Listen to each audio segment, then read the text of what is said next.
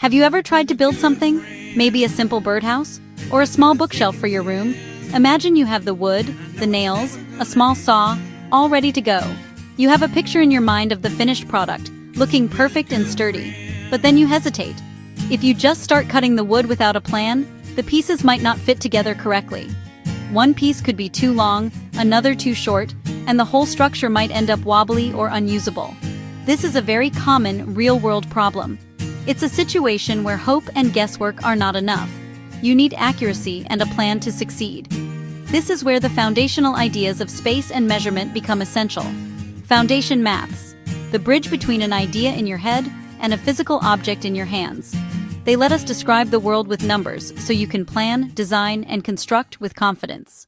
Let's start with the most basic idea of all: length.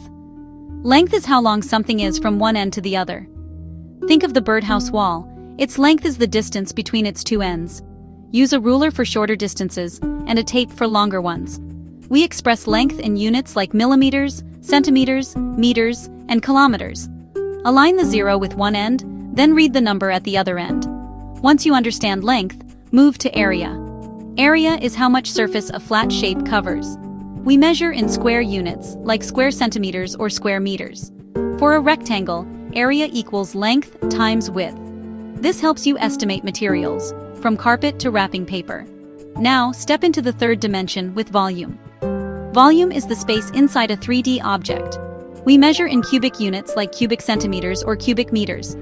For a cuboid, volume equals length x width x height. Use it to know how much something can hold.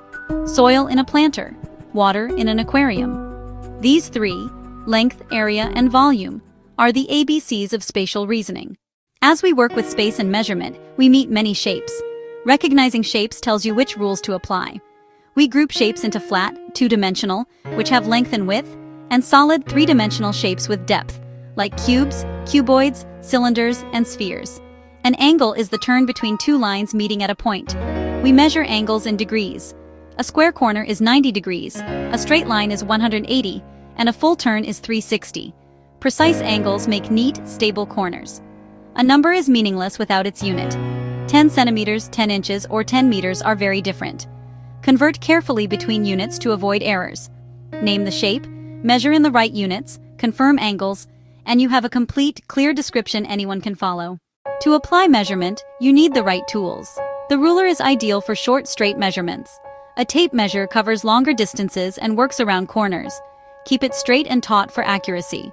Use a protractor, 0 to 180 degrees or a full 360, to measure or draw angles precisely. A combination square quickly marks 45 and 90 degrees. For volume, use a measuring jug with milliliter and liter markings. Check your tool. The 0 point isn't always at the edge. Read carefully and confirm the units. Tiny reading errors become big build problems. Treat tools with care and focus. That's how you get reliable numbers and reliable builds. Let's apply it with two quick examples.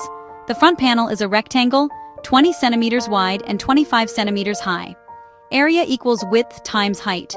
So the area is 20 x 25 fra 500 square centimeters. A small feeding tray measures 10 centimeters by 8 centimeters by 2 centimeters. Volume equals length times width times height. 10 times 8 is 80, times 2 is 160 cubic centimeters. Area helps plan materials. Volume tells capacity. Identify the shape, choose the formula, substitute your values, calculate, and include the correct units. That's how numbers become instructions you can build from. Try this. Each roof piece is 22 centimeters by 12 centimeters. First, find the area of one piece. Area equals length times width. Substitute the values and compute. Then double it for both roof pieces. Remember the builder's motto: measure twice, cut once. These skills help you build, create, and solve problems everywhere. With a solid grasp of measurement, ideas turn into reality. Start with length, grow to area and volume, and build with confidence.